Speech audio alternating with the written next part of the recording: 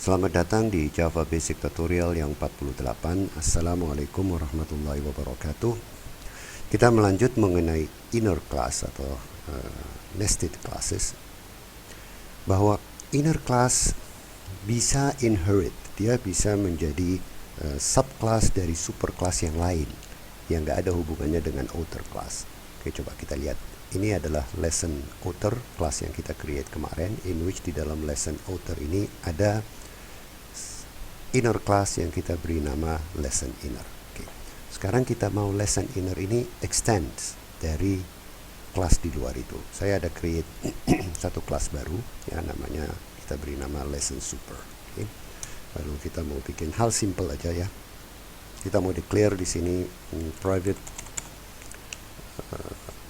string greeting. Lalu kita mau bikin satu constructor public lesson super, constructor yang dikosongin aja. Kemudian kita create satu method di sini public void say hello. Lalu biasa system out print line.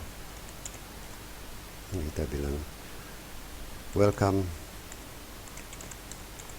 this is simple aja, this is lesson super.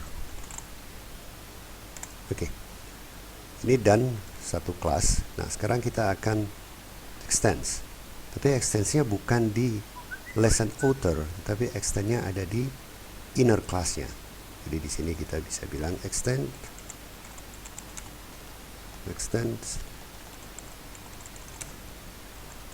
lesson super. Oke, sekarang dia jadi subclass dari superclass yang namanya lesson super. Perhatikan tanda ini, kalau di NetBeans dia akan keluar mark yang mengatakan has a subclass. Walaupun dia inner class loh, dia bisa extends dari superclass yang lain. Oke, sekarang kita bisa panggil dengan menggunakan keyword super, right? Misalnya kita ke constructor, kita bisa bilang super dot, dan kita panggil say hello, method say hello, right? Kita coba run. Ini oke, keluar ya, karena kita letakkan super tadi di constructor, maka dia keluar setiap kali kita instantiate objeknya, dia keluar this is lesson super, this is lesson super, dari sini dan dari sini. Kemudian di sini ada lagi instantiate lagi, dia keluar lagi this is lesson super. Oke.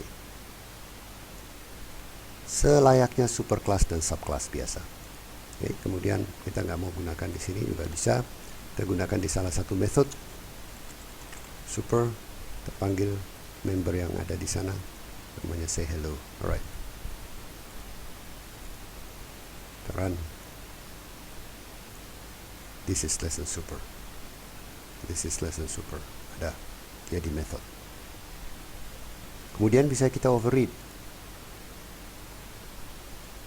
Oke, kita hapus. Jadi kita bikin satu method lagi di dalam inner class public void, namanya asal sama, dia override say hello. Nah, dia keluar di sini mark overriding, add override annotation yes. Oke, ini dia override. System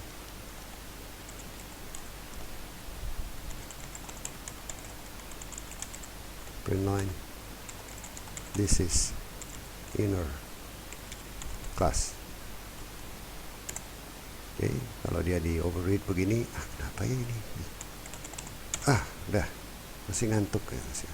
Oke, kita bisa invoke in one dot say hello, which is say hello adalah override dari superclassnya. Oke, coba run. This is inner class. Alright, satu lagi hal yang bisa dilakukan dengan inner class, bahwa inner class itu tidak hanya bisa di dalam kelas, dia bisa jadi inner di dalam method, atau bahkan dia bisa jadi inner class di dalam blok apa aja, for loop, if statement block, while loop block, dia bisa. Coba saya bikinin satu lagi yang lebih simple. Tapi ini saya hapus dulu ya. Oke. Dan ini kita hapus saja. Kita bikin satu. Oke, kelasnya sekarang sama, lesson. Dan kita akan bikin satu inner class, tapi dia di dalam block. Oke, let's say kita bilang ini out next, bikin sama dengan langsung declare dan initialize. Kemudian kita akan bilang void public void, let's say apa namanya, testing. Nah, boleh aja. Kemudian di dalam sini kita bikin for let's say integer I sama dengan 0, dan kita bilang I less than 10, dan lalu kita bilang I increment. Kemudian dalam for block ini kita create class kita beri nama lesson inner. Oke. Kemudian di dalam lesson inner ini kita bisa bilang ada method lagi, public void, kita bilang show any, show apa aja. Oke.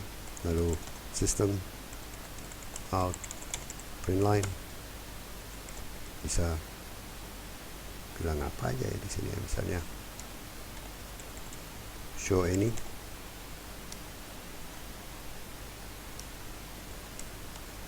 kemudian ini kita panggil tadi yang out. Sini kita bisa bilang lesson inner new lesson inner. Oke. Kemudian kita invoke dia punya method, kita bilang e1 dot show any. Alright, ini udah done. Kita sudah punya perhatikan ini, kita punya kelas biasa yang kita beri nama lesson author, kemudian kita ada field, kemudian ini nggak ada constructornya default ya, ada langsung ada method ya, bisa aja kita create constructor di sini. Oke, cuman ini menghemat waktu. Di dalam method itu ada for block, ini for blocknya, ini dia di sini ada inner class. Oke, dan ini adalah inner classnya di dalam for block, dan ini for blocknya. Oke, dan kita invoke apa yang ada di dalam di situ ke sini. Oke, kemudian sekarang kita panggil di main method dan kita mau lihat hasilnya. Kita bilang lesson author OT1, okay, new lesson order, okay. Kemudian di sini kita bisa bilang OT1 dan kita invoke testing. Right, run.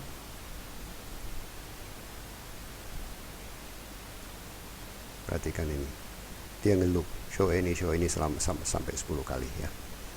Dan ini variable value 100 ini itu diambil dari variable yang ada di field.